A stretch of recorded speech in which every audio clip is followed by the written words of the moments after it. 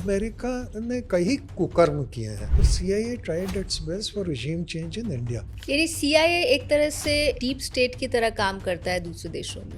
CIA अपने देश में भी डीप स्टेट की तरह काम करता है। कई बार ऐसा होता है कि उनके प्रेसिडेंट को नहीं पता होता कि वो क्या करना चाहता है। इंस्टेंसेस हैं उसके। और दूसरे देशों में तो वो डीप स्टेट नहीं, वो अनसेटलिंग स्टेट का काम करता है। एक कतार है देशों की जहां उन्होंने लीडर चेंज किए हैं, रिजीम चेंज किए हैं, असैसिनेशंस की हैं। CIA जितने कुकर्म हैं, पूरी एक किताब बन सकती है उसकी। आज के दौर में अगर CIA भारत में रजीम चेंज करना चाहे तो क्या वो कर सकता है? इंडिया को सावधान रहना चाहिए, और यूनुस भी तो CIA की ही मोहरे है ना।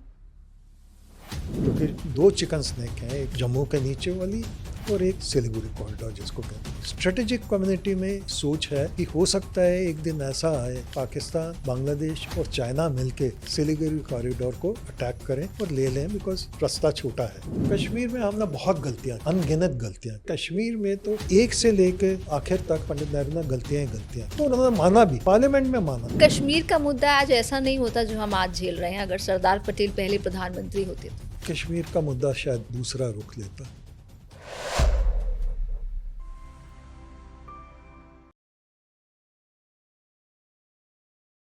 क्या आपको पता है कि बांग्लादेश में जो हिंदुओं पर हमले हो रहे हैं उसमें कहीं ना कहीं भारत की चूक भी जिम्मेदार है? हमारी ऐसी क्या गलतियां थी जिसके चलते बांग्लादेश के लोग एहसान फरामोश हो गए? भारत अकेला ऐसा देश है जिसने पड़ोसियों को अपनी जमीन को हड़पने दिया या फिर दिल खोलकर अपनी जमीन उन्हें दान दे दी।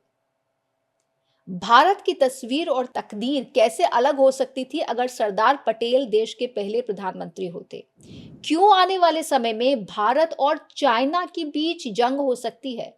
और क्यों हमें रशिया पर बहुत ज्यादा निर्भर रहने से बचना चाहिए? हम आज अपनी विदेश नीति के कुछ ऐसे पहलुओं पर बात कर रहे हैं जिन पर आज से पहले बात नहीं हुई। मेरा दावा है कि ये पॉडकास्ट देखने के बाद आप कहेंगे कि वाकई आपको ये नहीं मालूम था, क्योंकि आज हमारे साथ एक बहुत ही एक्सपीरियंस्ड फॉर्मर डिप्लोमैट हैं, श्री राजीव डोगरा जी, जो कि इटली में भारत के राजदूत रह चुके हैं और बहुत सारी बेस्ट सेलिंग बुक्स के ऑथर भी हैं। सर, बहुत बहुत स्वागत है आपका 1 to 1 with Richa podcast on one social में। शुक्रिया, और अच्छा लगा आपके शो में आने का। इसका नाम सुना है और आज दर्शन भी हो गए।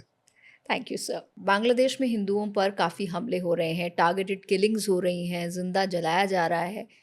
ऐसे में इंडिया बांग्लादेश रिलेशंस काफ़ी ख़राब हो चुके हैं। इंडिया को कैसे जवाब देना चाहिए? कुछ लोग कह रहे हैं कि इंडिया को हमला कर देना चाहिए या इंडिया को सख्त जवाब देना चाहिए।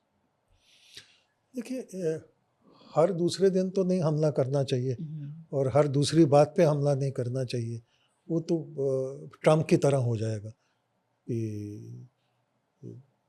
You become unruly.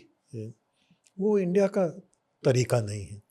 पर ये है कि इंडिया को सावधान रहना चाहिए, क्योंकि दो चिकन स्नेक हैं, एक तो वो जम्मू के नीचे वाली और एक जो north east Siliguri corridor, Siliguri corridor जिसको कहते हैं। तो स्ट्रेटेजिक कम्युनिटी में ये सोच है कि हो सकता है एक दिन ऐसा आए कि पाकिस्तान, बांग्लादेश और चाइना मिलके सिलीगुड़ी कॉरिडोर को अटैक करें और ले लें, बिकॉज रास्ता छोटा है। तो इसके लिए अगर ऐसा कोई स्थिति आ गई कि वहाँ से इसका कुछ हाल में अभी यूनुस साहब ने कुछ इसका संकेत दिया है, जिसे लेकर काफ़ी इंडिया में भी हल्ला मचा कि ऐसा कैसे कह सकते हैं, ऐसा इशारा भी कैसे किया। यूनुस ने सिर्फ संकेत नहीं दिया, उसने ब्लंटली बोला कि इसको अगर कट कर दें तो ये जो 7 स्टेट्स हैं उनको हम सी पैसेज दे देंगे। मतलब वो हमारे पास आ जाएंगे। हाँ, जैसे ट्रम्प वेनेजुएला को कर रहा है, ये उधर कब्जा करना चाहते थे। तो यूनुस अगर रहे तो कोई इसमें कमी नहीं आएगी इस एम्बिशन में उनकी, बल्कि बढ़ेगी और पाकिस्तान एनकरेज करेगा। पाकिस्तान के जो ISI और मिलिट्री डेलीगेशंस वहाँ जा रहे हैं, वो तो बहुत अनयूजुअल नंबर में जा रहे हैं। और पहले भी जब BNP की सरकार थी, खालिदा जिया की, तो वहाँ नॉर्थ ईस्ट के टेररिस्ट के लिए कैंप्स बनाए हुए थे उन्होंने, ISI बहुत एक्टिव थी। तो अगर और यूनुस भी तो CIA की ही मोहरे है ना। यूनुस मोहरे ही हैं तो अ, तो वो शुभ चिंतक नहीं है। और अगर BNP की सरकार आई और जमात इस्लामी के साथ मिलकर सरकार बनाई तो इंडिया के लिए तो अच्छा संकेत नहीं है। पर एक और भी चीज़ है, हम लोग क्रिटिसाइज करते हैं इंडियन एक्शंस को, चाहते भी हैं कि हाँ भाई वहाँ पे जो माइनॉरिटीज़ पे अटैक हो रहे हैं उसके लिए इंडिया को कुछ ना कुछ कड़े कदम उठाना चाहिए। पर जब इंडिया छोटा सा कदम उठाता है कि एक बांग्लादेशी क्रिकेटर जो है उसको कहा कि भाई मुस्तफिजुर। आप नहीं खेल सकते यहाँ पे, तो उसके लिए आवाज़ें उठ रही हैं कि ये क्यों ये स्टेप लिया। वहाँ पे हर रोज़ आपके हिंदुओं को मारा जा रहा है, मारा जा रहा है, हमले हो रहे हैं, जिंदा जलाया जा रहा है। तो इलेक्शंस आ रहे हैं वेस्ट बंगाल में, हो सकता है कि उसके ऊपर कुछ पॉलिटिकल इशू बन जाए। तो बेटर यही है कि आप एक आदमी के लिए पॉलिटिकल इशू क्यों बनवाना चाहते हो, और एक कंट्री के लिए जो आपके अगेंस्ट है इस प्रेजेंटली पॉलिटिकल इशू क्यों बनवाना चाहते हैं। तो गवर्नमेंट ने ठीक स्टेप लिया।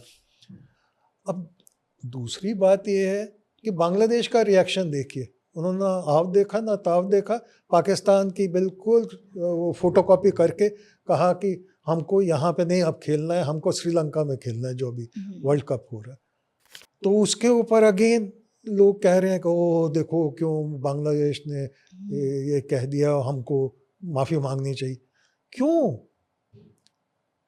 हम क्यों इतना झुकते हैं?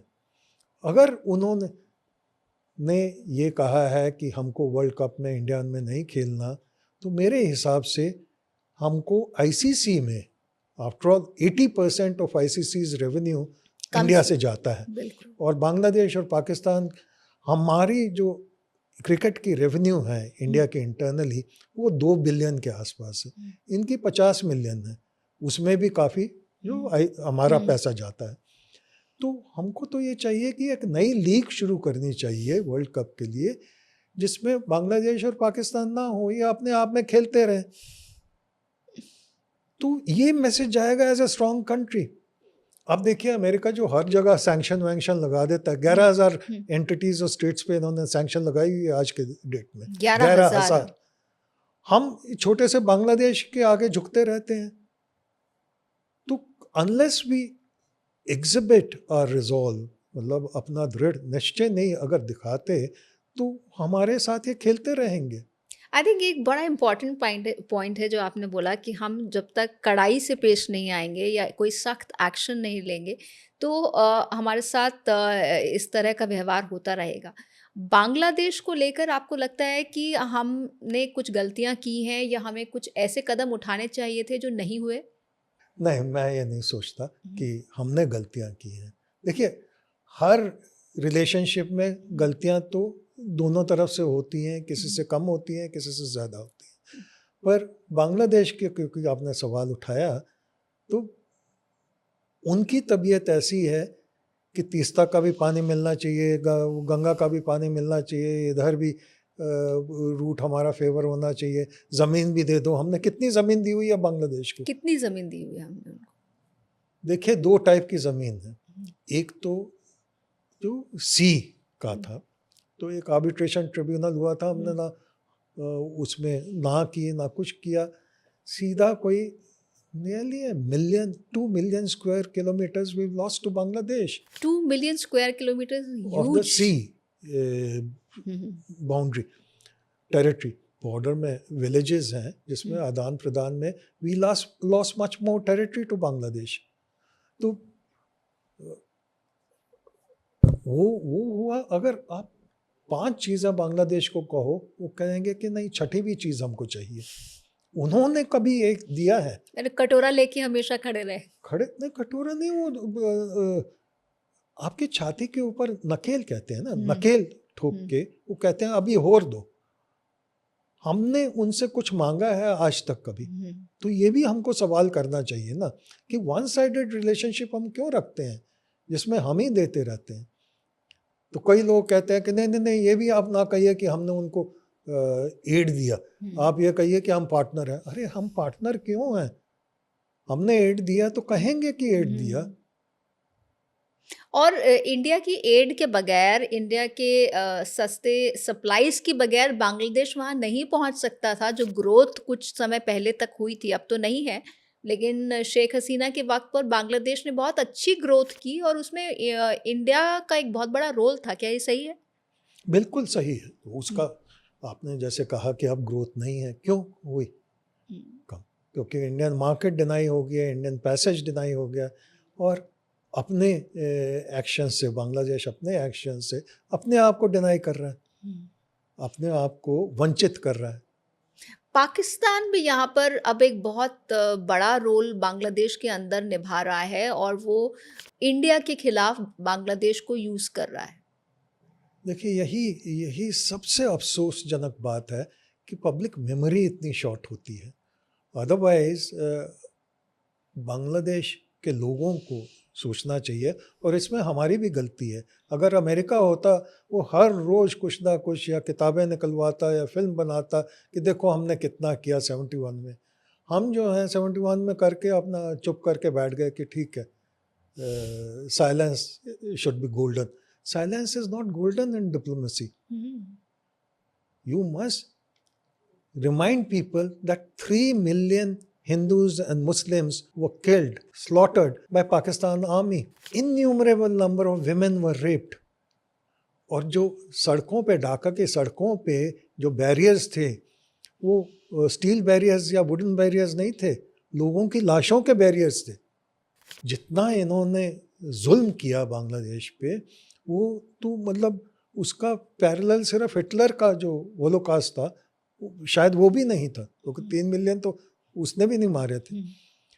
तो बांग्लादेश के लोगों को ये रिमाइंड करवाना चाहिए, अब तो खैर बहुत देर हो गई, पर रिमाइंड करवाना चाहिए था भारत को, और भारत ने वो गलती की। किस तरह से रिमाइंड करवाना चाहिए था? जैसे मैंने कहा कि मीडिया आज के युग में, आज के दिन में मीडिया एक बहुत पावरफुल मीडियम है सॉफ्ट पावर का, और that can be used. Media का मतलब आप भी मीडिया हैं, मैं भी किताबों में जो लिखता हूँ वो भी मीडिया है, और जो पॉलिटिशियन अपनी स्टेटमेंट्स देते हैं वो भी मीडिया है। तो रिमाइंड करवाना चाहिए था कि देखो, पाकिस्तान आपका शुभचिंतक नहीं है, पाकिस्तान ने आप पर जुल्म किए हैं, इन्होंने जुल्म किए हैं। तो रिलीजन की सिमिलैरिटी होती हुए, आइडेंटिटी होते हुए, उन्होंने आपके औरतों के साथ और ये वो जो भी था किया। और पाकिस्तानी आर्मी को तो बाकायदा सैंक्शन मिला हुआ था कि आप जाकर वहाँ की महिलाओं को रेप कीजिए, वहाँ की नस्ल बदल दीजिए। एग्जैक्टली। सो वो हमने उनको बताया नहीं ना, हम भूल गए, वो भी भूल गए। उनको सिर्फ रिलीजन याद है कि हाँ हम वी आर मुस्लिम्स। सो वो ठीक है, वो आप रिलीजन याद करिए, तो अपनी जो आपको यातना मिली, आपके साथ जो जुल्म हुए, उसको भी याद करिए ना। तो पाकिस्तान अब भी उनका शुभचिंतक नहीं है, वो यूज़ कर रहा है अगेंस्ट इंडिया, और जहाँ तक हो सकता है वो यूज़ करेगा। अगर बांग्लादेश कल को कहे कि जैसे शेख हसीना के टाइम कि स्टे अवे, तो पाकिस्तान विल बी इनडिफरेंट, उसको रिलीजन नहीं याद रहेगा। आपने अपनी किताब में इंदिरा गांधी के संबंध में लिखा है कि उन्होंने सॉफ्ट पावर और स्ट्रॉन्ग पावर का बहुत अच्छा यूज़ किया। जैसे उन्होंने पाकिस्तान के खिलाफ बीटल्स को, बॉब डिलन को यूज़ किया कि कैसे पाकिस्तानी आर्मी ईस्ट पाकिस्तान में जुल्म ढा रही है। तो उस तरह का सॉफ्ट और स्ट्रॉन्ग पावर आज इंडिया में है, या हम एक्सरसाइज करने से हिचकते हैं? दिक्कत कहाँ पे लगती है? मैंने ये भी कहा था कि ये smart power, soft and smart power, और ये इंडिया ने शुरू से ही यूज़ की है। कौटिल्य चाणक्य ने अपनी किताब में ये लिखा था, वहीं से मैंने लिया। और साम दाम दंड भेद, so that was a beautiful description, बहुत सुंदर डिस्क्रिप्शन थी, soft and strong hard power और ये वो। अब अमेरिका के राइटर्स ने वो शुरू कर दिया है कि हिलरी क्लिंटन ने कहा कि स्मार्ट पावर और ये और वो। तो हमारी तो हिस्ट्री रही है, कई जगह हम डगमगाए भी हैं, पर हमारी हिस्ट्री रही है to use a balance between soft power and strong power or hard power, combine it as smart power. अब जो है कहीं हम चूक कर गए हैं, तभी बांग्लादेश हुआ ना, तभी कुछ रिश्तों में खटास आई है, इंक्लूडिंग विद अमेरिका। तो क्या लगता है इस बार आप थोड़ी और रोशनी डालना चाहेंगे कि कहाँ पर क्या चूक हुई? चूक ये हुई कि देखिए, आप छोटे देशों को अपने साथ लेकर चलना चाहिए, उनको ये नहीं महसूस होना चाहिए कि वो छोटे हैं। तो कई जगह तो हमने ये गलती की। एक एग्जांपल देता हूँ, इसमें सिर्फ गवर्नमेंट का कसूर नहीं है, मीडिया का भी कसूर है। नेपाल में अर्थक्वेक आया था, बड़ा भयानक अर्थक्वेक आया था कुछ साल पहले जी। और 4 घंटे के अंदर सरकार ने वहाँ प्लेन्स लैंड करवा दिए with aid and so on. It is a brilliant effort. कुछ मीडिया के जो हीरो थे वहाँ पहुँचे एयरपोर्ट पे, वो पहले ही जाके उनको कहा कि don't you know who I am. That is disastrous. एक और एग्जाम्पल देता हूँ, एक 4 मंजिला मकान था, वो गिर के नीचे ख़त्म हो गया था। तो जो आदमी था उसकी टांग वांग टूटी हुई थी, करा रहा था। ये साहब पूछते हैं कि अच्छा कैसा लगा आपको 4 मंजिलें से गिर के? That was telecast all over. Thirdly, Bhutan के केस में भी और नेपाल के केस में भी हमने, सालों का अंतर था, एक साल में नहीं, सप्लाईज, गैस सप्लाईज सिलेंडर की वो बंद कर दी। अब वो कॉमन आदमी को हर्ट करती हैं। मतलब ठीक है, सिलेंडर का प्राइस अगर 400 था तो 1000 हो गया होगा, वो तो एक बात है, पर जब चूल्हा ना चले घर में तो बच्चा, बूढ़ा, औरत, सब को यही है ना कि देखो इंडिया ने किया। तो अगर हम सेंसिटिव नहीं हैं, एक और आपको एग्जांपल दूं, नेपाल से मेरा पहला चार्ज जो था as young officer, Nepal Bhutan था। दोनों ही बहुत इंपॉर्टेंट कंट्रीज हैं हमारे लिए। तो मैंने नेपालीज से पूछा, क्योंकि जहाँ मैं इंजीनियरिंग कॉलेज बनारस में पढ़ता था, नेपाल के कोयराला वगैरह सब साथ में थे। तो उनमें से एक में किसी से मैंने पूछा, भैया क्या रंज क्या है, क्या गुस्सा क्यों है इंडिया के खिलाफ? इंडिया के खिलाफ। तो एक ने मेरे को बड़ा इंटरेस्टिंग किस्सा बताया। कहता देखो 1948 से ऐसे कुछ एक डैम बना, छोटा सा डैम, नेपाल इंडिया के बॉर्डर पे इंडियंस ने बनाया, शायद बिहार के साथ लगता हुआ। तो कहते 1-2 मेगावाट उसमें बिजली आनी थी। तो जो बिजली थी, जब डैम बन गया, हमने कहा चलो हमारे यहाँ भी रोशनी आ जाएगी, पर हमने देखा कि कुछ भी नहीं आया। तो फिर पूछा ये क्यों हो रहा है, देखो तो वहाँ तो मशीनें तो चल रही हैं, हमारे यहाँ रोशनी क्यों नहीं आ रही, बिजली क्यों नहीं आ रही? तो उन्होंने कहा बिजली तो सारी इंडिया चली गई, जो पानी के साथ डूबना था वो आपके खेत डूब गए। For long time after that, Nepal would say no hydroelectric dam, because the hurt lingers. Again, I'll go back to Pakistan Bangladesh thing. अगर ये छोटी चीज को उनको याद रहा, क्योंकि लोगों ने याद दिलाया होगा, वो सामने देखा होगा, उसने इतना हमको हर्ट किया, हमने क्यों नहीं इसको 71 को उनको बताते रहे? It should have been permanently sort of printed on public memory. कुछ एनालिस्ट ये भी कहते हैं कि आतंकवाद अगर दुनिया में इतना बड़ा है तो उसके लिए अमेरिका जिम्मेदार है। देखिए, चाहे वो अफगानिस्तान में तालिबान को बढ़ावा देना हो, पाकिस्तान को बढ़ावा देना हो, या फिर दूसरे बहुत सारे देश? अमेरिका, अलकायदा किसकी पैदाइश? अमेरिका की। तालिबान, जैसे आपने कहा, तालिबान के डिफरेंट जो रूप थे वो भी अमेरिका की पैदाइश थी, और पाकिस्तान के साथ मिलके। और अभी पाकिस्तान के डिफेंस मिनिस्टर ने कहा था कि 30 साल तक तो हम अमेरिका के साथ करते रहे डर्टी ये वर्क खेल। फॉर हाँ, अमेरिका, तो और हाँ हम उसके लिए पैसे लेते थे। तो अमेरिका ने कई कुकर्म किए हैं, और अगर हम अपने शास्त्रों की माने, और माननी चाहिए, तो कहीं ना कहीं वो कुकर्म जो हैं आके इनको हॉन्ट करेंगे, इनको फल तो देंगे अमेरिका को। हो सकता है ट्रम्प ही एक फल के तरह आया हो कि वो डिस्ट्रक्शन फ्रॉम विद इन। तो पर on a more serious note, America और इसकी CIA ने इतनी तबाही मचाई है दुनिया में।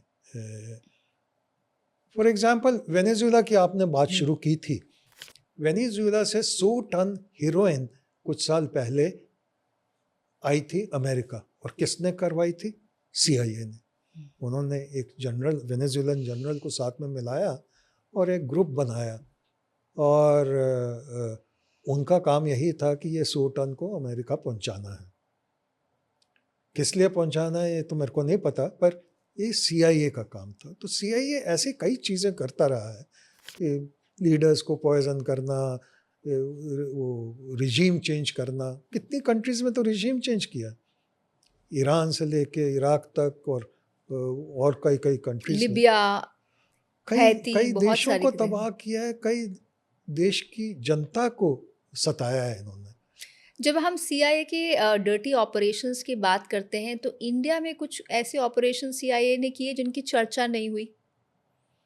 देखिए, अगर चर्चा नहीं हुई तो ना आपको पता होगा ना मुझको पता नहीं, होगा, आपको जरूर पता होगा। पर चर्चा जो हुई, जैसे फॉर एग्जांपल वो न्यूक्लियर डिवाइस नंदा देवी पे इन्होंने लगाई थी, दैट वाज डर्टी वर्क, क्योंकि वो तो लगा के चले गए। अब उसकी रेडिएशन इफेक्ट पता नहीं शुरू हो गए हैं या कब शुरू होंगे। जब होंगे तो हम ही सफ़र करेंगे। तो अमेरिका के डर्टी वर्क तो बहुत किया है, और कई कोशिशें की हैं, कई क्या नाकाम कुछ रही आप हैं। बताना चाहेंगे ऐसी कोशिशें जो कि इंडिया के लिए बहुत नुकसान पहुंचाने वाली थी? देखिए, अब धुरंधर पार्ट 3 आप बनाना चाहती हैं। सर ये तो हो गया, अब ये तो हिस्ट्री का हिस्सा है, मुझे लगता है उसमें बात करने में कोई हर्ज नहीं होना चाहिए। नहीं, अब छोड़िए वो या अमेरिकन। हम नाम लिए बगैर अगर बात कर सके। देखिए, पीस कोर क्या थी?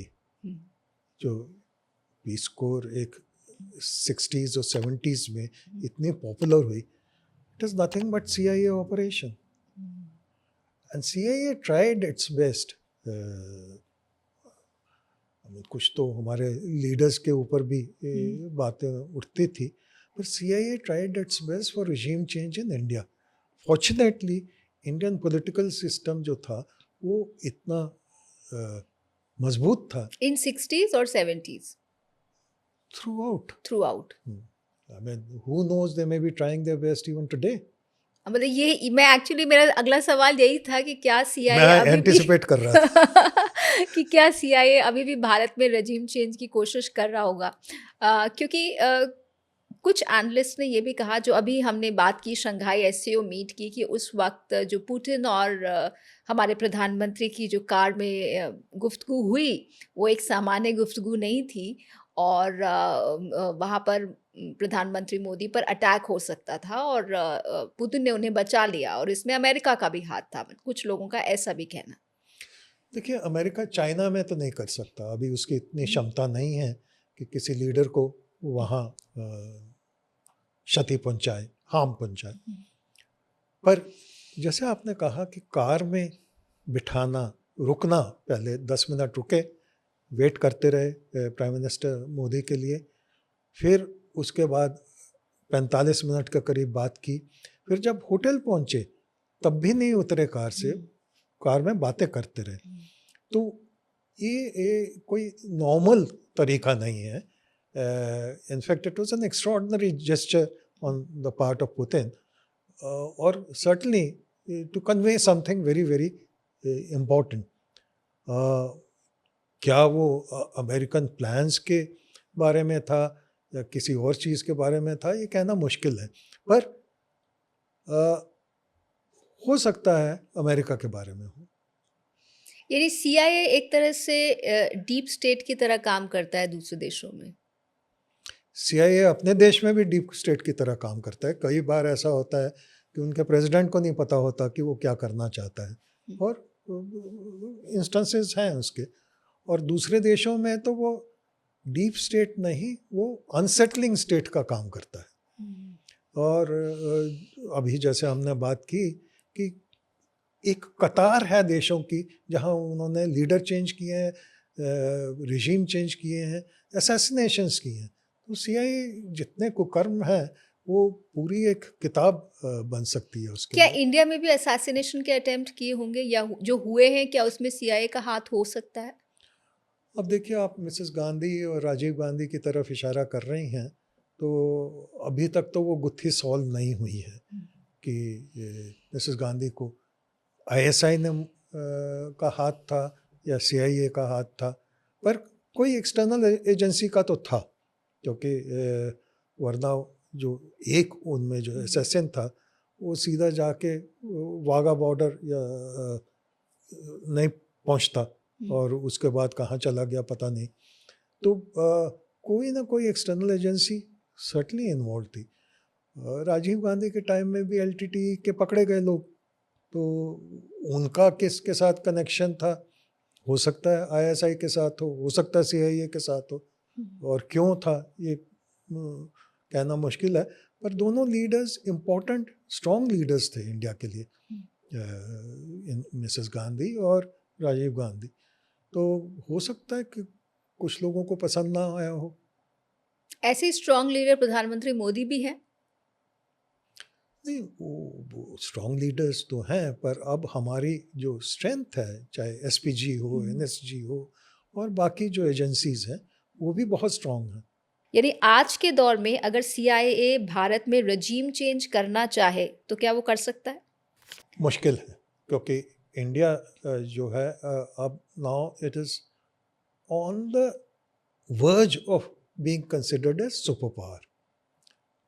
कई लोग तो अभी डिफाइन कर रहे हैं इंडिया को as a super power. In fact foreign leadership भी कर रही है कई. पर I think we should be a little careful in this, because till जब तक हमारी क्षमता नहीं होगी कि हम युद्ध का पूरा सामान अपने आप ना बना सकें, मेरे हिसाब से हम सुपर पावर नहीं होंगे.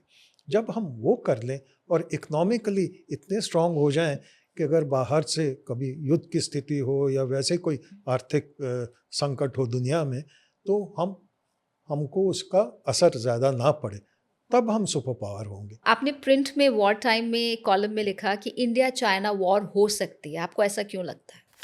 एक तो जो चाइना की भूख है ज़मीन के लिए, वो उसकी कोई सीमा नहीं है. अगर आप देखें, जैसे एक तरफ से वेस्ट साइड से चाइना के सेंट्रल एशियन कंट्रीज़ हैं, उनके साथ इसने जो बाउंड्री सेटल की है, उसका कोई हिस्टोरिकल रीज़न नहीं था जो उसको वो ज़मीन मिले. पर दबाव करके इसने हज़ारों किलोमीटर्स, चाहे वो कज़ाकिस्तान हो, किर्गिस्तान हो, ताजिकिस्तान हो, सबसे छीन ली है. वो ऐसी पोजीशन में नहीं थे कि वो रेजिस्ट कर सकते. तिब्बत का जैसे सब जानते ही हैं, उन्होंने ग्रैब कर लिया.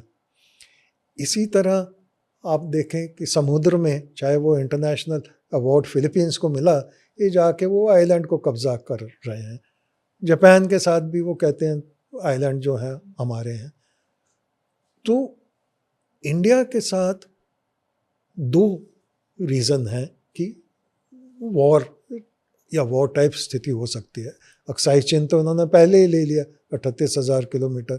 फिर जो हमारा POK में गिलगित बाल्टिस्तान वाला हिस्सा है, वो भी 4,500 किलोमीटर के करीब पाकिस्तान ने उनको तोहफे में दे दिया. दूसरा चीज़ ये है जो सिलीगुड़ी कॉरिडोर वाला, कि वो सोचते हैं कि बड़ा चंक जो है वो इंडिया से सेपरेट हो सकता है। कहाँ जाता है वो अलग बात है, पर वो इंडिया को रिड्यूस स्टेज में ला सकते हैं। एक और रीज़न है, वो जियोपॉलिटिकल रीज़न है। ये तो ज़मीन का रीज़न बताया, एक जियोपॉलिटिकल रीज़न है कि एशिया और दुनिया में प्रभुत्व दिखाने के लिए चाइना को दो ऑब्स्टिकल्स हैं। एशिया के लिए इंडिया, दुनिया के लिए अमेरिका। तो इंडिया को अगर वो रिड्यूस कर दे, उसको सीमित कर दे, तो चाइना के लिए एशिया में कोई चैलेंजर नहीं है। तो ऐसी स्थिति में एक ही हल होता है, मतलब और तो कोई हल नहीं है, एक ही हल होता है, वो है कि 62 अगर वो रिपीट कर सकें या किसी तरह वॉर में वो अपर हैंड ले ले। क्यों वॉर होगी, ये जो एक और इशारा आपका था, तो जब मैंने वॉर टाइम में ये इशू डिस्कस किया, और भी कई चीज़ें थी डिस्कस की जो हिस्टोरिकली बड़ी इंटरेस्टिंग है, पर इंडिया चाइना वॉर की तरफ मैंने क्यों इशारा किया कि बड़ी मेजर बन सकती है, कि आज तक कोई मॉडल नहीं बना कि likelihood of Wars in the world. तो एक कोई ऑस्ट्रेलियन इन्वेस्टमेंट बैंकर है, उसने अपने स्पेयर टाइम में साथियों के साथ मिलके ऐसे एक मॉडल बनाया, और हर पैरामीटर पे इंडिया चाइना वॉर की पॉसिबिलिटीज़ वो higher than any other war, major war. मैं ये गाज़ा वाले ऑपरेशन को मेजर वॉर नहीं मानता हूँ, रशिया यूक्रेन वाले को मेजर वॉर नहीं मानता हूँ, चाहे नेटो उसमें लगा हुआ है, पर a war which has the possibility of becoming a world war, तो उसमें फिर मैंने इसको ट्रांसपोर्ट किया अपने एनालिसिस में और इंडिया चाइना का जिक्र किया। अगर ऐसा कुछ होता है तो जाहिर है कि पाकिस्तान चाइना के साथ होगा, टर्की चाइना के साथ होगा, रशिया भी चाइना का दोस्त है, वो हमारा भी दोस्त है, लेकिन रशिया कहाँ होगा, और हमारे कितने दोस्त हैं आज के दौर में? हम कितने देशों के ऊपर बैंक कर सकते हैं, या कितने देशों के को अपने साथ काउंट कर सकते हैं? देखिए, ये इंटरेस्टिंग सवाल है, पर ये आपके जो लिसनर्स हैं वो वॉर टाइम पढ़े तब उनको जवाब मिलेगा कि रशिया का क्या रुख होगा। आई थिंक जिन्होंने नहीं पढ़ा है उनको आप थोड़ा नटशेल में बता दीजिए। इतने सहारे में ना रहें, इतना ज़्यादा डिपेंड ना करें रशिया के ऊपर। जो नटशेल में बताएं। जी, अब आप बताइए। देखिए, हाल में स्पेशली यूक्रेन युद्ध के बाद रशिया चाइना के ऊपर बहुत डिपेंडेंट हो गया है। इनफैक्ट एक्सेप्ट फॉर इंडिया कोई इतना वोकल सपोर्टर रशिया का नहीं था। जो पूरा वेस्ट था अमेरिका के दबाव के अंदर, वो तो रशिया के अगेंस्ट हो गया था, और फिर यूरोप जो है वो और भी आगे बढ़ना शुरू हो गया एंटी रशिया मुद्दे पे। तो इंडिया ने जितनी सपोर्ट दी वो मतलब उसमें मिसाल के काबिल है, पर चाइना ने रशिया को बहुत critical support the in terms of war effort. China ने दी और नॉर्थ कोरिया ने दी। क्या हथियार दिए, क्या दिया? चाइना ओपनली तो नहीं कहता कि मैंने हथियार दिए, तो झगड़ा नहीं करना चाहता अमेरिका से इस बात पे, पर द फैक्ट इज़ कि हथियार दिए, और हथियारों के अलावा चिप्स, आजकल के ज़माने में चिप्स भी तो हथियार है ना, तो चिप्स की सप्लाई कांस्टेंट रही, और सैटेलाइट इंफॉर्मेशन रशिया की भी बहुत एडवांस्ड है, इन्होंने भी मदद की। तो चाइना ने हर टाइप से मदद की, एंड द फैक्ट कि वो the biggest oil purchaser China है, that by itself is big financial help. तो मदद तो बहुत की उन्होंने। तो इसलिए जो रशिया के चाइना के साथ रिलेशंस हैं, वो जैसे पाकिस्तान कहता है ना, higher than mountain and deeper than sea, all weather friends. All weather friends. तो India Russia all weather friends नहीं हो सकते अगर Russia China all weather friends हैं तो? देखिए, हिस्ट्री में इंडिया रशिया रहे हैं। जब कश्मीर का मुद्दा था 50s में, अर्ली 50s लेट 40s में, तो रशिया हमेशा वीटो करता रहा था रेजोल्यूशंस जो इंडिया के अगेंस्ट थे। सिमिलरली 71 में जो ट्रीटी हुई, रशिया सपोर्टेड इंडिया फुली, पर ये भी याद रखना चाहिए कि 62 में उसने सपोर्ट नहीं किया था जब चाइना वॉर हुई। तो थोड़ा सा हिस्ट्री को याद रखना चाहिए। तो जो बात मैंने उठाई थी कि कौन से देश हैं जिनके हम अपने साथ काउंट कर सकते हैं आज, अगर कोई बड़ी वॉर करता है इंडिया, चाहे वो चाइना के साथ हो, पाकिस्तान के साथ हो। देखिए, ऐसी स्थिति में सर्कमस्टांसेस पे डिपेंड करता है, आपके रिलेशनशिप्स पे डिपेंड करता है। अगर आपके रिलेशंस बांग्लादेश के साथ अच्छे हैं तो शायद आपके सपोर्ट कर ले। बांग्लादेश के साथ अच्छे नहीं है, नेपाल के साथ अच्छे नहीं है, भूटान के साथ सो है। चाइना और पाकिस्तान तो हम डिस्कस कर ही चुके हैं। ये आप कह रही हैं, मैंने तो नहीं कहा। नहीं, पर ये क्या गलत है? नहीं, आप जो कह रही हैं उससे मैं ना नहीं कहूँगा। और हम ये सोच के नहीं चल सकते कि ये जो देश हैं हमारे साथ खड़े होंगे। यानी इन इफेक्ट देखा जाए तो कोई भी खड़ा नहीं होगा। देखिए, इतना वो ग्लास को हाफ एम्प्टी ना सोचिए। कुछ ना कुछ तो पानी होगा, कुछ ना कुछ तो होगा। कहीं ना कहीं से तो मदद मिल सकती है। भूटान हो सकता है, इजराइल हो सकता है, इजराइल बिल्कुल। तो इसी तरह आप गिने तो कोई ना कोई निकल आता है। राइट। कश्मीर में भारत ने क्या गलतियां की, क्योंकि आपने अपनी किताबों में इसका जिक्र किया है, नेहरू के संदर्भ में जिक्र किया है, वो हम जानना चाहेंगे। कश्मीर में हमने बहुत गलतियां की, अनगिनत गलतियां की, और इसलिए पंडित नेहरू ने चाहे जितना काम किया देश की डेवलपमेंट के लिए, उसकी हम इतनी तारीफ नहीं करते जितनी करनी चाहिए।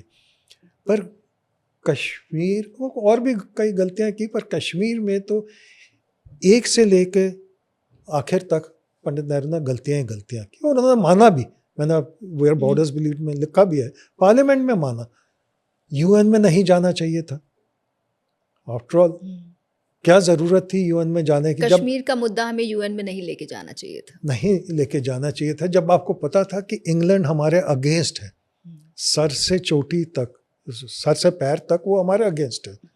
और फिर आप ले गए और इंग्लैंड ने पूरा दम लगा लिया। अगर रशिया ना होता तो हर रेजोल्यूशन हमारे अगेंस्ट होता और दबाव होता हमारे ऊपर। जो रेफ्यूजीज थे पाकिस्तान, वेस्ट पाकिस्तान से जो आ रहे थे, उनको सेटल कर देना चाहिए था जम्मू कश्मीर में। जैसे पाकिस्तान ने अपने पंजाबियों को सेटल कर दिया पीओके में। नवाज शरीफ की फैमिली वहाँ सेटल हुई थी अमृतसर से, जब वो गए थे। हमको करना चाहिए था। नेहरू ने 370 लगा दिया कि नहीं, आप बिल्कुल नहीं जा सकते वहाँ। मतलब आप अपने देश में ही विभाजन कर रहे हो कि आप दिल्ली में रह सकते हो, नोएडा में नहीं जा सकते। ये कहाँ की इंसानियत है? तो सबसे बड़ा तो ये था कि डेमोग्राफिकली हमने डिजास्टर किया। सेकेंड इज कि ये मिलिट्री माइंड्स ज़्यादा बता सकते हैं। हमको जब एडवांस हो रहे थे तो हमको युद्ध, सीज फायर नहीं एग्री करनी चाहिए थी। और लोगों को पता नहीं है, मतलब I think overwhelming majority of people in India do not know what is POK. वो सोचते हैं POK वो जो है मुजफ्फरनगर और आसपास यही है। नहीं, Gilgit Baltistan, POK is just about 14,000 square kilometers. Gilgit Baltistan is 77 or 78,000 square kilometers. That was part of Jammu and Kashmir. जो कि अब नहीं है। जो अब नहीं है। और जब हम POK कहते हैं, हम अपने आप को मिस इन्फॉर्म कर रहे हैं। हम कहते हैं हम ये सोचते हैं कि हमारा वही सिर्फ इलाका है, जबकि हमारा इलाका उससे कहीं बड़ा गिलगिट बाल्टिस्तान वो भी है। कैसे भारत के हाथ से निकला, आज के लोगों को वो भी बताइए। डिजास्टर। एक ब्रिगेडियर था जो कश्मीर महाराजा ने वहाँ अपॉइंट किया था एज गवर्नर, महाराजा हरि सिंह ने। हमारा राजा हरि सिंह ने गिलगिट बाल्टिस्तान में। और गलती उसने ये की कि सारे जो उसके एड्स थे, मिलिट्री एड्स थे, मेजर और सूबेदार और हवलदार और व्हाटएवर, या तो एक अंग्रेज था, मेजर ब्राउन उसका नाम था, या मुस्लिम थे। और जो मुस्लिम थे उन्होंने अगले दिन ही पाकिस्तान का झंडा फहरा दिया। और ये जो मेजर ब्राउन जो था, इसको फॉर सम रीज़न पाकिस्तानियों ने बहला लिया, तो उन्होंने जाके इसको हाउस अरेस्ट कर दिया। That is how Gilgit Baltistan 78,000 square kilometres was lost to India. मतलब ये 1947 से पहले का है या बाद नहीं का नहीं, है? बाद में जब ये इंडो पाक वॉर हुई जम्मू एंड कश्मीर में, उसके अब मेरे को एग्जैक्ट यानी अक्टूबर में, शायद अक्टूबर में 47 में ये हुआ। एक पाकिस्तानी सूबेदार, उस टाइम पाकिस्तानी तो नहीं था क्योंकि वो जम्मू एंड कश्मीर का बाशिंदा था, और एक मेजर, ब्रिटिश मेजर, उन्होंने सारा कब्जा कर लिया। पर भारत सरकार ने रिटेलिएट नहीं किया, उसके बाद इस इलाके को वापस लेने की कोई कोशिश नहीं हुई। मतलब ये बहुत सारे सवाल खड़े करता है उस वक्त की नेहरू सरकार। नेहरू ने तो कह दिया ना कि अब सीज फायर हो गई है, अब हम आपस में बात कर लेंगे। तो इलाका वापस लेने की तो बात ही तब आती है ना अगर आपके ऑपरेशन चल रहे हो। जब आपने ऑपरेशन ही बंद कर दिए, जो पीओके, जिसको हम पीओके कहते हैं, वहाँ भी हमने कहा कि ठीक है भैया, जैसे है वैसे है, तो virtually we had given up. Now, China says, she says, China will not give even an inch of its territory. हम कहते India is the only country, ये भी मैंने लिखा, India is the only country which has consistently lost territory. चाहे Burma हो, मतलब Myanmar हो, बांग्लादेश हो, श्रीलंका हो, कच्छातीवू आइलैंड, पाकिस्तान हो, चाइना हो, मतलब हम तो ऐसे हैं कि आपको अच्छा 2000 किलोमीटर चाहिए ले लो, 5000 चाहिए और 50,000 ले लो ना। तो पर हम ऐसे हैं क्यों? वही तो समझ नहीं आती।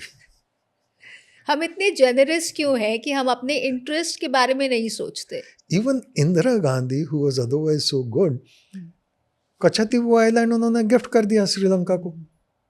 Why? I mean, shouldn't we at least consult people of India? After all, any territory belongs to people of India, not to a temporary head of the government or head of state. तो बस ठीक है, कोई बात नहीं, दे दो। मतलब virtually it amounts to that. Yes. आपकी किताब में मैंने एक बात ये भी देखी, जहाँ पर नेहरू को प्रधानमंत्री बनाए जाने पर कांग्रेस के अंदर एक राय नहीं थी और महात्मा गांधी के कहने पर नेहरू प्रधानमंत्री बने, जबकि सरदार पटेल को बनना था। सरदार पटेल वॉज चोजन। तो अगर सरदार पटेल होते तो क्या आज का इंडिया अलग इंडिया होता? Firstly it is absolutely correct, बिल्कुल ठीक है, और मैंने सोर्स कोट किए हैं। आई थिंक 14 का वोटिंग थी, 13 ने सरदार पटेल के लिए वोट किया। तो जब नेहरू को पता लगा तो गुस्से में गए महात्मा गांधी के पास, और महात्मा गांधी के तो फेवरेट नेहरू ही थे, तो कहा कि मैं ही प्राइम मिनिस्टर बनूंगा। तो महात्मा गांधी ने कहा ठीक है, मैं सरदार से बात करता हूँ। तो Sardar Patel was a magnanimous man, उन्होंने कहा ठीक है, मैं विड्रॉ कर लेता हूँ अपना कैंडिडेचर। तो historically that is a fact जो मैंने किताब में लिखा है, वेयर बॉर्डर्स ब्लीड में। जहाँ तक आपका दूसरा सवाल है कि अगर सरदार पटेल होते तो सरदार पटेल एक तो ह्यूमैनिटेरियन थे। अगर सरदार पटेल होते तो क्या इंडिया आज कुछ और होता? सरदार पटेल ने ही इंडिया को इंडिया बनाया ना। जो सारे किंग्स और प्रिंसेस से उन्होंने, प्रिंसली स्टेट्स का रीयूनिफिकेशन। हाँ, तो वो सरदार पटेल ही कर सकते थे। कहीं उन्होंने डंडे का भी इस्तेमाल किया, कहीं उन्होंने नेगोशिएशन की, कहीं उन्होंने समझाया, और ये सब करके विद इन रिकॉर्ड टाइम उन्होंने इंडिया बना दिया। दूसरा ये है कि वो सिर्फ आयरन मैन नहीं थे, वो ह्यूमैनिटेरियन भी थे। जब हिंदुओं पे बहुत अत्याचार हो रहा था, और प्लान्ड अत्याचार, ये लोगों को पढ़ना चाहिए कि क्या उस टाइम हिंदुओं के साथ हुआ। From March onwards it started.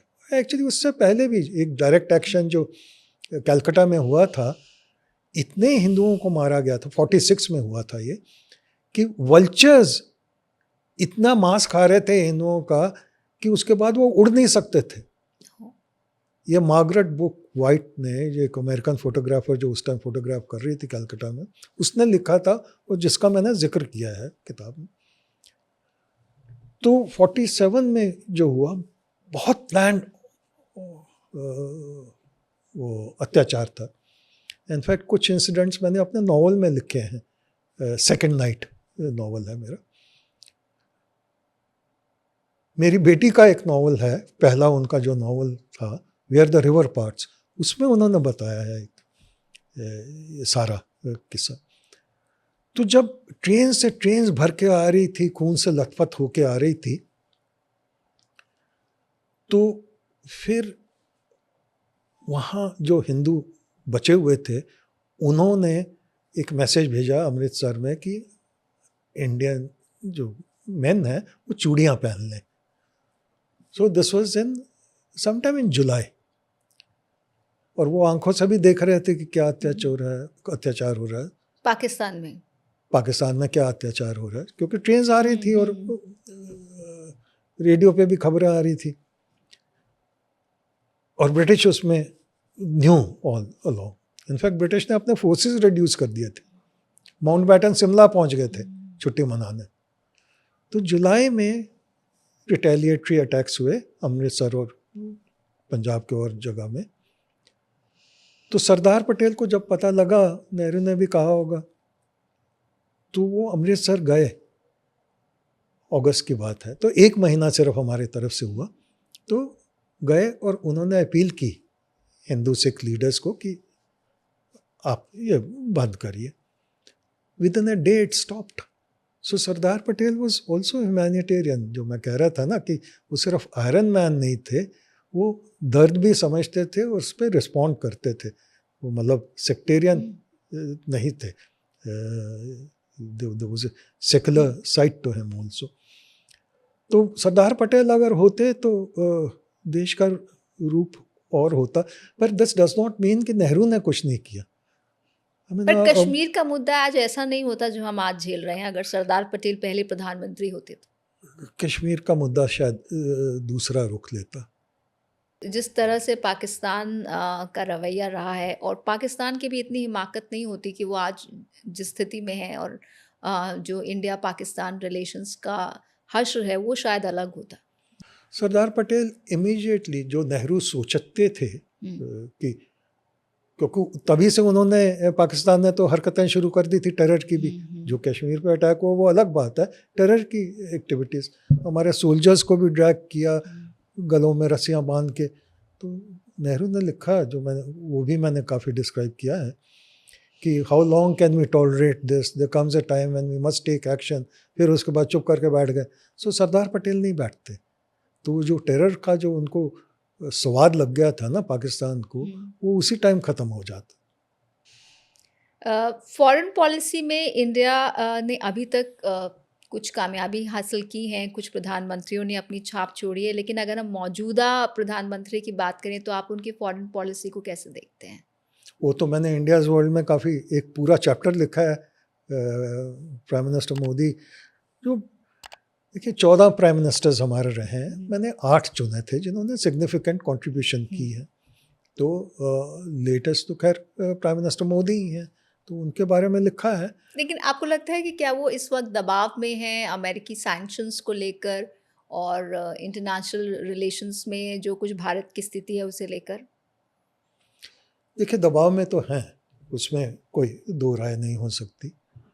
दूसरा ये है कि कई बार सर्कमस्टांसेस ऐसे बनते हैं कि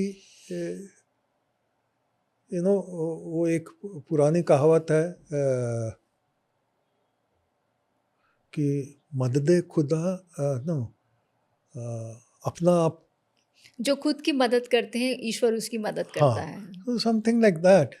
तो पर कई बार ईश्वर भी भूल जाते हैं, तो तभी तो ट्रम्प जैसा आदमी मिला, या उधर पाकिस्तान में मुनीर जैसा, या सर्कमस्टांसेस ऐसे हो गए कि यूनुस आ गया बांग्लादेश में, अदरवाइज हसीना ना हो उधर से कू होता उनके अगेंस्ट, तो स्थिति काफ़ी अच्छी थी। तो despite your best actions and intentions and efforts, कुछ मजबूरियां होती हैं जो फॉरेन पॉलिसी को इफ़ेक्ट करती हैं। तो वो ऐसी अब प्रेजेंट कंडीशन जो है उसमें प्राइम मिनिस्टर मोदी चाहते तो हैं, पर सर्कमस्टांसेस जरा कड़वे होते जा रहे हैं। लेकिन ये जो रवैया है ट्रम्प का कि किसी भी देश पर इस तरह से आक्रमण कर देना एक तरह से सभी तरह के नियमों को तोड़ने जैसा है, तो ये अंतर्राष्ट्रीय रिलेशंस में, इंटरनेशनल रिलेशंस में और भारत अमेरिका के जो संबंध है उसके लिए कोई संकेत दे रहा है, कोई सिग्नल है? देखिए इसमें जो आपने सवाल किया उसमें 2-3 पहलू हैं। पहला जो मेरे को लगता है, और कई बार मैं सोच चुका हूँ पिछले कुछ दिनों में जब से ये हुआ है, मामला हुआ है वेनेजुला वाला, कि अमेरिका हमेशा अपने आप को प्राइड इसमें महसूस करता था कि वो ग्रेटेस्ट डेमोक्रेसी, और ग्रेटेस्ट डेमोक्रेसी वो एक्ट भी करता था। उनके जो मीडिया है सवाल पूछते थे, कड़े सवाल पूछते थे, और पब्लिक स्पिरिटेड लोग जो हैं वो भी खड़े होके अपने लीडर्स को कन्फ्रंट करते थे। सेनेट और कांग्रेस जो है उनकी, वो वहाँ पे भी कटघरे में खड़ा कर देती थी गवर्नमेंट पॉलिसीज़ को। पर जब से ट्रम्प आया है वो सब चुप हैं, जैसे कोई डिक्टेटर आ गया है और उसके सामने कोई बोलना नहीं चाहता कि पता नहीं कब वो जेल में डाल दे या कुछ ऐसा मामला कर दे कि तकलीफ़ में लोग आ जाएं। मीडिया चुप है, सेनेट और कांग्रेस में कोई नहीं बोल रहा, जो मर्जी लॉ के ख़िलाफ़ वो कर रहा है, इंटरनली भी कर रहा है, उसमें भी कोर्ट्स का कुछ नहीं चल रहा, अब तक तो कुछ नहीं चल रहा। और ऐसा आदमी जिसके अगेंस्ट 50 सीरियस केसेस हैं, लीगल केसेस हैं, उसको आपने राष्ट्रपति दोबारा चुन लिया, तो अमेरिकन पीपल के ऊपर भी एक धब्बा सा है। तो जहाँ तक ट्रम्प का सवाल है, वो अगर नेशनल लॉज को नहीं, नेशनल लॉज में वो इम्पीच भी हो सकता था, नेशनल लॉज की परवाह नहीं करता, तो इंटरनेशनल लॉ की कहाँ परवाह करेगा। तो जो इंटरनेशनल लॉ हैं उनको उसने जैसे रद्दी के टुकड़ों में, टोकरी में डाल दिया है। और इस हमले के बाद एक बयान उन्होंने इंडिया को लेकर भी दिया है कि अगर इंडिया ने रशिया से ऑयल परचेजेस कम नहीं किए और मुझे खुश नहीं किया तो मैं टैरिफ फिर से बढ़ा दूंगा। बहुत ओपनली ये बोला है। देखिए अभी तक तो वो जो कहता है, जो करता है, उसकी कोई खिलाफत नहीं हो रही इंटरनेशनली, सिवाय इंडिया, चाइना और ब्राज़ील के। चाइना से वो डरता है, तो चाइना के ऊपर तो टैरिफ बढ़ाएगा नहीं। एक बार बढ़ाए थे 100% और 110%, तो चाइना ने वही जवाब दे दिया, और चाइना ने कहा हम आपको रेयर अर्थ भी नहीं देंगे, तो आप तड़पते रहे जहाँ तक आपका वो जो कंप्यूटर टेक्नोलॉजी है उसकी ज़रूरतें हैं, चिप्स की। तो भारत के ऊपर कई, उसके शुरुआत से ही कुछ ना कुछ मुश्किलें हो रही थी उसकी तरफ से। क्या वजह है और कितनी वजह है ये कहना मुश्किल है, आदमी गैस ही कर सकता है, उसमें मैं जाना नहीं चाहता। पर वो सोचता है कि ये इजी टारगेट है, ये मेरे ऊपर रिटेलिएट नहीं कर सकता, तो मैं जितना दबाव डालूं उतना ही अच्छा है। जबकि टर्की जो है वो ज़्यादा इंपोर्ट करता है Russian oil, European western China European हमसे ज्यादा नेशन, चाइना भी चाइना तो बहुत ज़्यादा करता है, पर चाइना को मैंने कह ही दिया कि जी। उसके उससे डरता है, चाइना से डरता है वो। यूरोपियन कंट्रीज़ जो हैं वो कंटिन्यू कर रहे हैं। हंगरी, अभी उसका हंगरी का प्राइम मिनिस्टर गया था वहाँ पे और उसने कहा हाँ आप करते रहिए, इंपोर्ट करते रहिए, कोई फ़र्क नहीं पड़ता, चाहे एक टाइमलाइन बता दी 2028 तक या ऐसा कुछ। पर जहाँ तक भारत का सवाल है, उसको ये लग रहा है कि मैं जितना दबाव डालूं उतना ही अच्छा है। और तो सिर्फ मामला ये एक्चुअली रशियन ऑयल परचेज का नहीं है, मामला कुछ और है, मामला ट्रम्प की ईगो का है। ट्रम्प की ईगो का ये है या ट्रम्प बुली है। जहाँ बुली कर सकता है, डरा सकता है, धमका सकता है, वो धमकाता है। और ये सिर्फ ऑयल के ऊपर नहीं है जो प्रेशर डाल रहा है, जो इनडायरेक्ट प्रेशर है वो रशिया से आर्म्स परचेजेस का है। वो नहीं चाहता कि इंडिया रशिया से आर्म्स परचेज करता रहे, चाहे वो यूएस से खरीदे, यूएस से खरीदे। और उसमें इंडिया के लिए बहुत खतरा है, क्योंकि यूएसए की रेपुटेशन ऐसी रही है कि जब वो चाहे, जो सीक्रेट टेक्नोलॉजी होती है, चाहे एयरक्राफ्ट की हो या ड्रोन्स की हो, वो कभी नहीं देता है। तो जब भी अगर कोई युद्ध की ऐसी स्थिति आ जाए इंडिया के लिए, तो वो जो है क्रूशियल टेक्नोलॉजी है, वो दबाव में रख सकता है, बंद कर सकता है। तो इंडिया के वो हित में नहीं होगा। और दूसरी बात है कि पाकिस्तान को भी तो F-16 अमेरिका ने ही दिए हैं, बहुत सारे इक्विपमेंट बेचे हैं, तो कैसे इंडिया उस ट्रस्ट को ट्रस्ट कर सकता है? आपने बिल्कुल ठीक कहा कि पाकिस्तान को वो दे रहा है टेक्नोलॉजी, और पाकिस्तान खुलेआम यूज़ करता है। पाकिस्तान तो कहता है ना मैं F-16 terrorism, anti terrorism operation के लिए यूज़ करूँगा, पर आज तक तो उसने एक गोली भी नहीं उनके अगेंस्ट चलाई F-16 से। F-16 जो यूज़ होता है वो इंडिया के अगेंस्ट होता है, चाहे अभी हाल का युद्ध हो या उससे पहले भी जो कुछ ऑपरेशन हुए हैं, पाकिस्तान ने खुलेआम यूज़ किया है। दूसरा, पाकिस्तान जो है वो ट्रम्प से भी बड़ा गुंडा है। तो ट्रम्प अगर शेर है तो पाकिस्तान सवा शेर है, और वो कहता है कि ठीक है, अगर आप मेरी बात नहीं मानोगे, चाइना तो है मेरे साथ। तो चाइना से वो इस्तेमाल करने वाले आर्मामेंट्स लेता है, और अब उसके और भी दरवाजे खुल गए हैं, अब टर्की से भी लेता है।